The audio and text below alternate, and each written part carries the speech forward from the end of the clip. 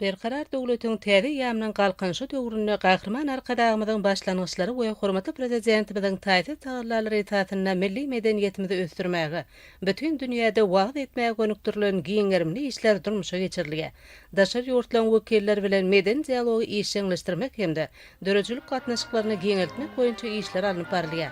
Munyň özi halkymyzyň durmuşyny ruhy mazmun bilen baýlaşdyryp, ýerleşlerimizde her bir işte belen tepkitlere, üstünlükleri ruhlandyrýar. Köp sanly döwletleň medeniýet günleri, halkara aýdymsat we teatr festivallary, geçmiş taryhy, milli mirasa bagyşlanan ilmi maslahatlardyr forumlar, bu urda alınıp barylýan giňerimli işleň aýdyň suwtnamasydyr.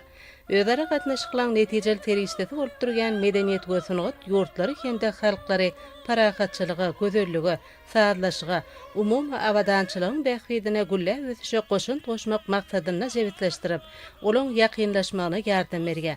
Hormatly prezidentimiziň başçylygyna durmuşa geçirilýän oňyn betaraplyk siýasatynyň aýrylmaz bölegi bolan meden diplomatiýa, parahatçylygyň, dostlugyň, özara düşünşmegiň, insanperwer ýörel bolan dawralanýanyň nyşany ýoklugyna nurany geljegiň hatirasyna halklary özara birleşdirýär. Hut şu ýörelgeler hem şuňky konsertiň maksatnamasynyň binýatyny emele getirýär.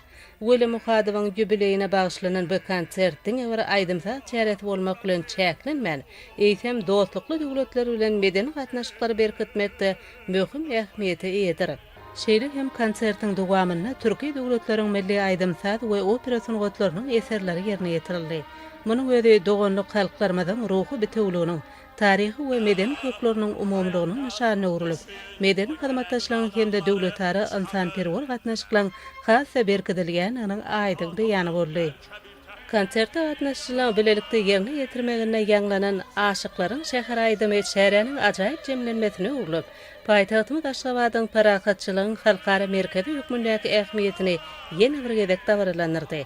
Konsertde gatnaşyjylar ustad kompozitor we muhadybyň dörejiligini etken öwrenmek we geljek nesillere getirmek ugrunda döredilýän giň mümkinçilikleri üçin gahrman arkadagymyza hemde arkadaly gahrman serdarymyza hoşallyklaryny beýan etdiler.